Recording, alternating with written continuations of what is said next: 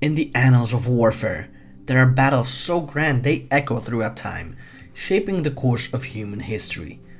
The Spartans at Thermopylae, the Allies storming Normandy, and the Australians versus the emus?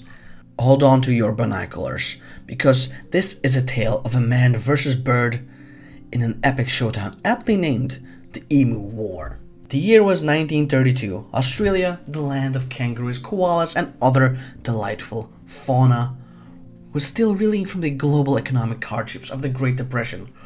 World War I veterans were given land in Western Australia for farming under a government-backed program. And what did they decide to farm? Wheat. Everybody needs bread, right? Unfortunately, there was an unanticipated snag. Enter the emu. The emu, for those not acquainted with this creature, is the second largest bird on Earth after the ostrich. Standing up to 6 feet tall, or about 180 centimeters, these flightless birds can sprint at speeds up to 30 miles per hour, or about 45 kilometers. To the inexperienced observer, they might just look like lanky chickens, but these beasts are far more formidable. As the wheat started to grow, thousands of emus migrated inland from the coastal regions. What was this? A buffet? The emus seemingly thought so. Fields of wheat were prime dining for these large birds, and they flocked in the thousands, devouring crops and stomping over the rest. Farmers were naturally perturbed. These World War I veterans were accustomed to adversity, having faced the horrors of warfare, but nobody expected this. A battalion of birds tearing up their livelihoods. They were a new kind of enemy, an enemy they have never seen before, and so they approached the Australian government for assistance. In November 1932, the Australian government, perhaps envisaging a swift victory over these feathery foes, deployed the military. Major Meredith of the 7th Heavy Battery of the Royal Australian Artillery was entrusted with the task. His arsenal, 2 Lewis machine guns, about 10,000 rounds of ammunition, and a clear mission: genocide of the emu population and the protection of farmers' crops.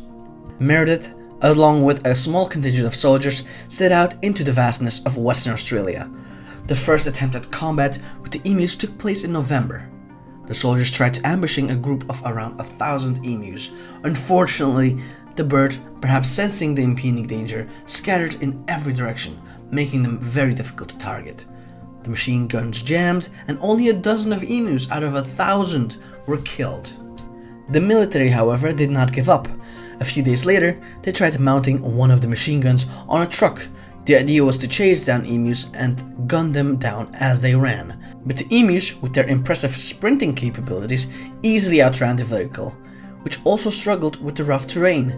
Moreover, the bumpy ride made aiming nearly impossible. In subsequent confrontations, the military did manage to kill around 1,000 emus. However, considering the estimated 20,000 emus in the region and the 10,000 rounds of ammunition to their disposal, that wasn't the victory they had hoped for. In fact, reports mentioned soldiers using 10 bullets for every emu killed.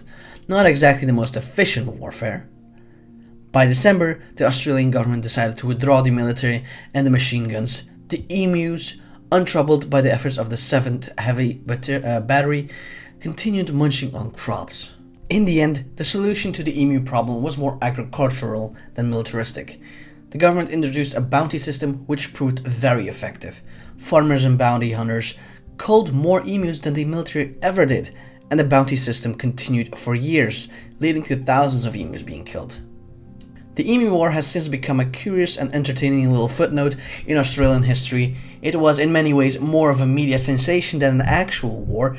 Newspapers obviously had a field day covering the military's attempts and incredibly embarrassing failures with glee. The emus, to their credit, have seemed to bear no grudge. Today, the Emu War serves as a comedic reminder of the unpredictable challenges a nation can face and that sometimes unorthodox methods require to overcome them.